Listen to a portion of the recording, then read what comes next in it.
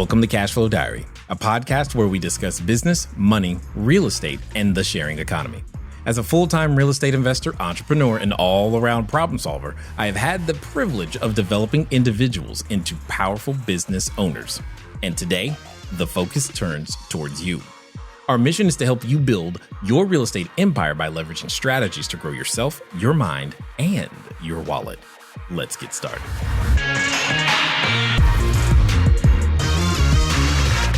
One of the things that happens when you're an entrepreneur is that you want to grow. Of course we do. We all want more revenue. We want it now. In fact, probably yesterday. Here's the challenge.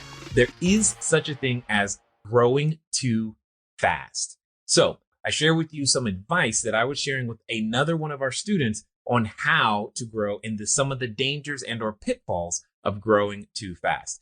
Preston, if you have time, I'd love to hear your view of the best strategies for rapid growth. My focus is now getting started, but I'm finding potential investors all the time. Yeah. Okay. So let's have this conversation. I have no problem with this conversation. What Preston has asked me is like, look, here's what's happening. As I open my mouth and start talking to people about what I'm doing, more people go, hey, I got money. Can we do it together? Totally understood. It happens. Now, let me also say this. One of the things I absolutely appreciate about this business model, and the more seasoned you are in business, the more you will appreciate, is that you don't need other people's money to make it work. Now, some of you, and I get it. Some of you, you're trying to be savvy and you've heard all these things. Well, you could do this and I could raise this and structure this, and that sounds all great. I hear you. I have done those things. And I'm not saying you can't do those things. What I am trying to be very clear about is that by doing those things, you introduce additional risk with each additional person that you are dealing with to your business. So what ends up happening is that your risk factor gets multiplied. What I mean by that, it actually gets it's not even multiplication. You get the same network effect. What I mean by this is, yes, you add an investor. Sure, you add one investor and you square that by 1 to the first power, you're still 1. It's not that big. But once you add a second, now you've got 4 times. And once you add a third, you're kind of getting close to 27 times, because you've got what ends up happening in the same way that a network becomes more valuable the more participants. Same thing happens when it comes to your deals. By introducing investors to your deals, your risk, because each one represents a risk, and each one represents a risk to the other as well as to the business. And the more and more complicated you make this business structure, the more expensive it is to protect the business from the investors, you from them from you, and you from the business. And I'm not saying it can't be done. I'm just saying you don't need it. But because Preston has asked, I will answer the question some more.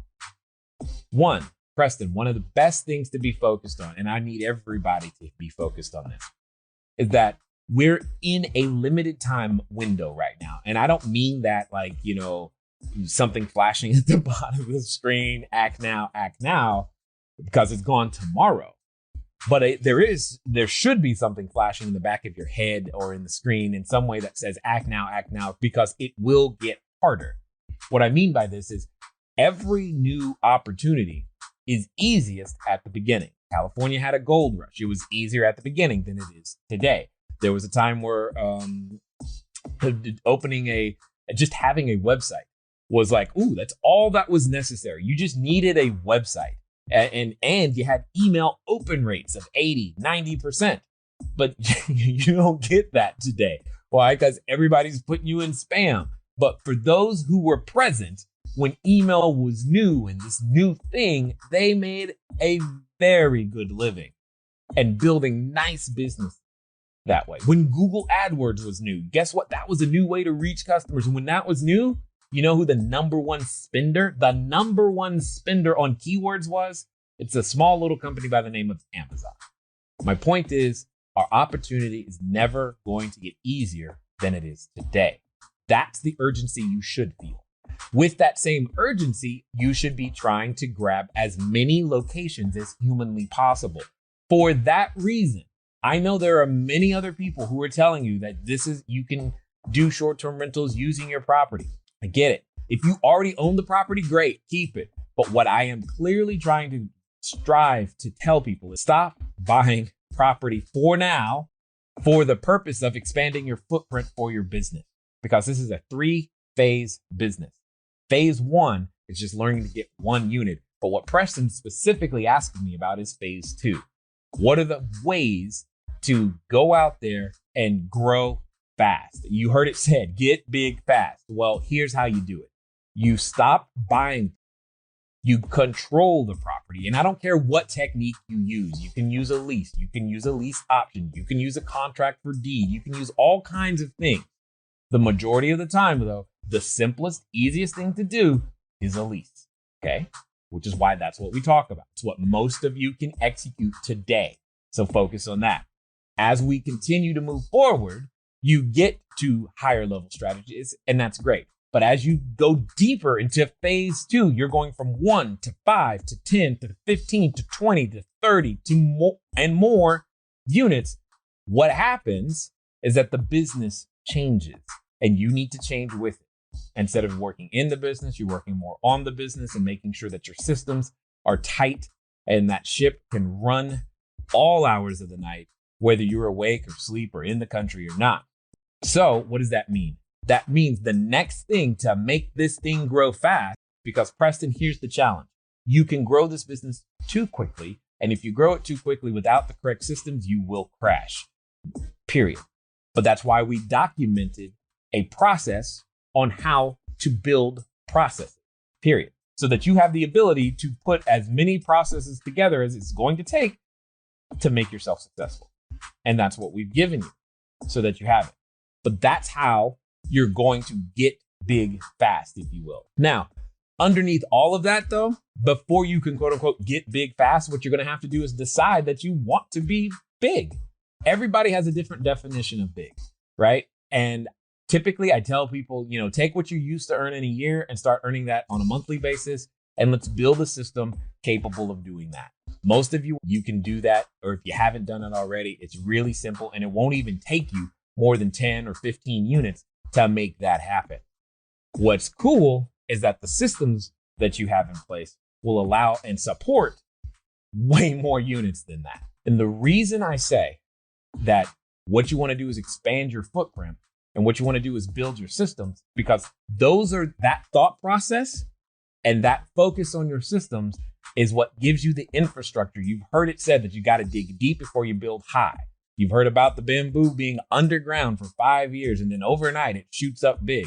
I get all that, which is why I'm saying things like stop trying to buy property right now. There are many reasons to not do that, but you focus on expanding your footprint, because when you expand your footprint, you can build your cash flow, your ROI, your internal rates of return, and your payback periods are always going to be faster this way than they would be if you were purchasing property at this particular moment in time. As you continue to do that, what happens if you're following the profit first model? What ends up happening is you build up this nice fat profit account. And as that profit account builds, you're going to need a place to store and hold that cash and that wealth, that income that you are building and setting to the side that you don't even need. And my point, Preston, is that this business model has a faster payback period than any business model I've seen, and it's been capable for more people than I've seen. And I've taught all kinds of strategies in the real estate field, and that's what has me so excited about it.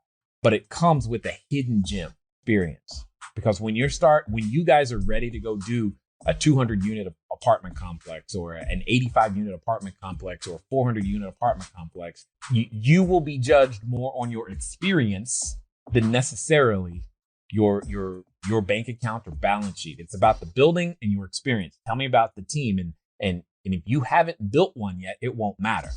It just won't matter how much. And you will be able to do that through this. Okay. These are the things you should be focused on. So some of the ways that you can expand your footprint fast, well, you can expand your footprint fast by simply leasing furniture before you purchase the furniture. Now, let me be clear. Over time, you will likely purchase the furniture. Even if you do a lease, always find out what the buyout provisions are and make sure you're judging it on the full term, not only on just the cost of the lease, okay? And also, but also what the buyout provisions are, because that's going to become important down the road. You want to be able to own and control the business and your furnishings and all of these things, right? However, that's one of the major ways individuals have been able to expand their footprint faster. Instead of buying the furniture, lease it, so that way you can get more locations up quicker. Additionally, and it sounds it sounds funny, but this is part of the reason why NPP came into being, is to help people expand faster, because here's what I know happens. When you're in high season, nobody cares about the price. But when you're in low season, everybody gets nervous and going, I don't know if I want more of these. But that's the perfect time to be collecting more of these. And the reason you're feeling that nervousness is because you're like, I don't understand how the pricing in my business works to make sure that I can smooth out some of these bumpy things that are called low season. But if you're taught a systematic strategy on how that'll work, you'll get more units, i.e. also have better cash flow. Now, speaking of cash flow, here's another way to make sure that you can, again, get big fast. I have said, and I will say one more time, many of you, especially if you're using, depending on which platforms you're using, but if you are using like Airbnb, you should be requesting your payouts to go to PayPal. You're like, Jay, I don't use PayPal. Why do I need to do this? Because over time, what happens is that PayPal, based upon the volume of money you're running through the bank, okay, I didn't say leave it there at PayPal. I'm just saying that based upon the amount of money that you're running through PayPal, they will see your revenue, and then they have the ability to give you what is known as a working capital line. Actually, it's a working capital loan, not a line of credit. Now, there are other institutions that are also doing various forms of this, but most of you don't yet either A, have enough units, or B, have the right business structure to take advantage of it. But you can get there quickly. PayPal is just one of the fastest and actually one of the cheaper ones when it comes down to this type of finance. So, and because I know that becomes the next thing. It's like, cool, I got 5. How can I get more of these? Well, if you learn how to leverage your future revenue and future invoices properly, you have a shot at doing so. But you got to set yourself up from the right way from the beginning. When you're doing a lot of these things in conjunction together, what ends up happening, Preston, is that you realize quickly that you don't need the investor's capital. Now, you can take their capital, you can let them come along for the ride, but you won't need it at all. Okay. In fact, I keep repeating this over and over again because I don't want you guys to end up in a situation. Like I said, every investor you add ends up adding via the network effect that much more risk to your business. And it's your business. It's your source of income. This is your baby. And you keep adding more people to it. It feels like you're being smart, savvy, and all this other stuff. And that's fine until it's not, because it's hard to protect yourselves. It's just more work. Okay. So I'm not saying don't use investors. I'm saying use them sparingly. It's kind of like salt, just the right amount, right? But not too many, right? And don't be afraid to go a little bit slower if that means you're building on your own. But also, that doesn't mean you did something bad. If you did use investor capital, just be smart about it. Probably a much longer answer than you wanted. But because I get the question so much, it's like, it is what it is. So I wanted to make sure that we covered it. It's been fun talking to you guys today. Thanks for joining, and I look forward to talking to you soon. Until next time.